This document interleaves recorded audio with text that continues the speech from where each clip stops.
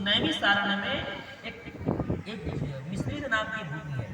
उस मिश्रित भूमि के पास में दधीचि ऋषि भगवान नारायण का जाप कर रहे थे। समाधि लगी हुई थी, त्राटक समाधि लगी हुई थी। तो उनके पास जाके देवताओं ने कहा, हे दधीचि, हम आपके पास याचक बनकर के आए हैं।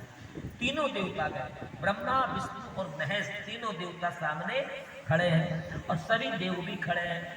तो प्रभु जैसे ही निद्रा खुली, जैसे ही आंखें खुली, तो दधीचि ने कहा, प्रभु शिव जी, प्रभु नारायण, हे ब्रह्म, हे त्रैलोक अधिपति, आप मेरे साथ में खड़े हो, मैं धन्य हो गया। मां बोलो क्या बात है?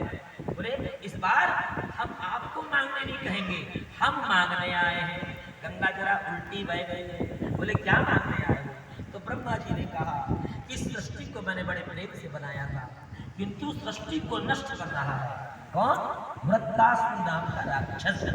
तो हमें उसका वध करना है, उसका संहार करना है, और उसके लिए हमें हथियारों की आवश्यकता है, शस्त्र की आवश्यकता है, और वो शस्त्र आपके पास में है, क्योंकि मैं वरदान दे चुका हूँ किसे? वृत्तासुर को, कि किसी भी शस्त्र से मेरे नहीं मारे जाओ।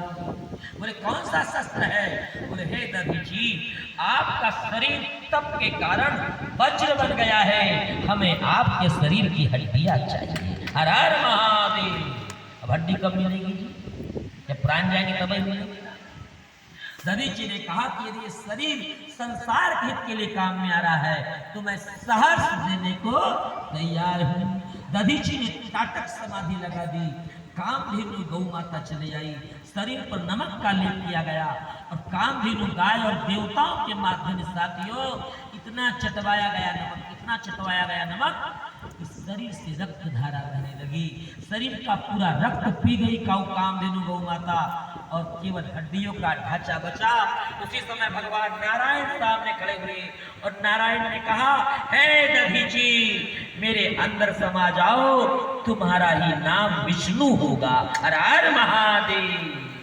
और साथियों देखते ही देखते दधीचि के त्याग के कारण दधीचि के हृदय में स्थापित जो भगवान शिव जी थे, वो शिव ज्योति निकली, और शिव ज्योति निकलकर भगवान नारायण में समा गई, और शिव ज्योति निकलते ही शरीर शव हो गया, मुर्दा हो गया, लाश हो गया।